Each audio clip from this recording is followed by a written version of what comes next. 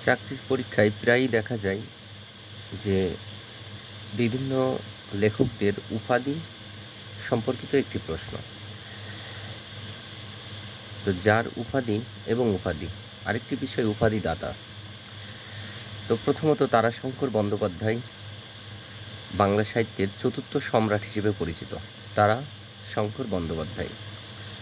২ নম্বর রোকেয়া সাখাওয়াত হোসেন বাঙালি নারী জাগরণের অগ্রদূত।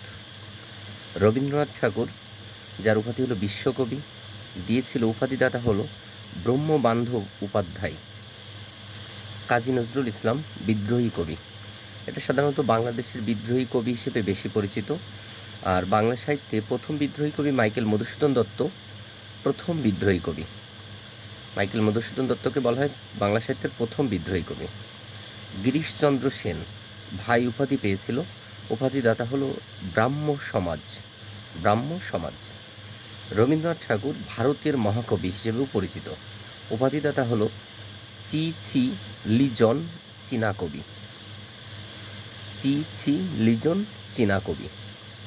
ডক্টর মোহাম্মদ শহীদুল্লাহ ভাষাবিজ্ঞানী, যার উপাধি সুনীতি কুমার চট্টোপাধ্যায় ভাষাচার্য। উপাধিদাতা বিশ্বকবি রবীন্দ্রনাথ ঠাকুর।